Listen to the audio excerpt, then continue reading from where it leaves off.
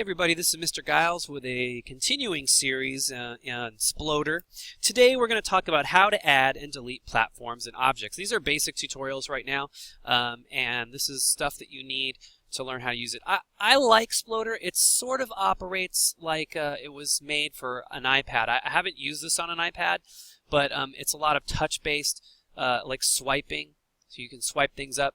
So here are the basic things you need to know about Sploder. One, you have your palettes of different objects. You have your platforms, your scenery, your stuff that you can run and jump on.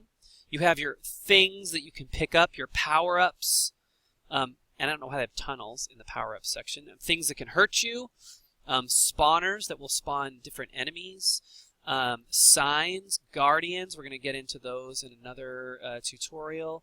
Decorations. Those are just things that look cool. And you have targets and switches and links. Oh man, this stuff gets crazy with links, and we'll get more into those things later too.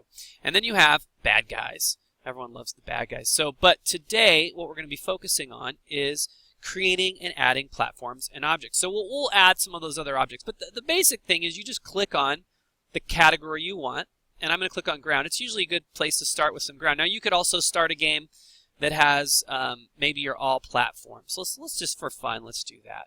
I'm going to click on this, and then I click on my my pen. I don't know what it's called. Press and drag to draw a land profile, or shift and press. Let's see. What if I hold shift and press? What does that do? Oh, that lets me drag around. Oh, that's good. So you can drag the screen around by holding shift, and then let go of shift so you can keep drawing. So I'm going to draw some platforms. I want to make them run and jump and go up higher and higher. And then I'm going to hold shift and drag my screen over. Oh, I like that. It's kind of fun. And I'm just going to have it go up and up and up. Okay, that's kind of cool. All right, and then I want to add some decorations. So let's see if I have something that's decoration-y. Grass is not decoration. Scenery. So I could add scenery here. I don't know what those are. Okay, let's try that. Oh, it brings it up like it's like they're like these idols, and they're in the background. See, they're behind the objects there. So I can make this sort of like it's like a sky world with these giant statues in the background. And then last but not least, I want to add treasure, and I'm just going to go pick something a little different. I'm going to pick the silver coins, and then maybe I'll add gold coins later. And I'm just going to sort of sprinkle these around. I'm going to hold shift so that I can drag my screen. That is a cool thing that I literally just found out as I was doing this. And I'm going to hit play and test my level. That's a super important part of this. Yay! Yay!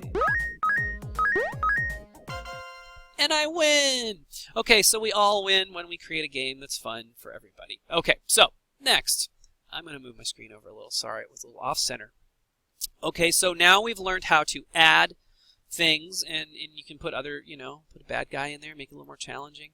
But that's how you add things. To delete things, well, there's a beautiful, you can actually use Control-Z to undo. See how the bad guy just disappeared? Control-Z will undo, or you can use this little reverse button. Or let's say you just want to get rid of one thing that you don't like. Well, I'm going to shift and drag because I love shift and drag. That's my new favorite thing. And I'm going to use the eraser tool. It looks like an eraser. I guess I'm going to call it the eraser tool.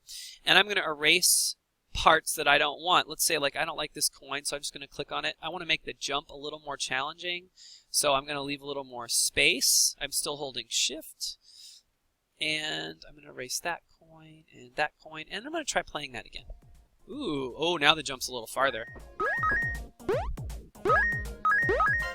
All right, so now I've modified my level. I've added and subtracted. I think that's what I want to teach you, how to add and delete platforms and objects. So there you go.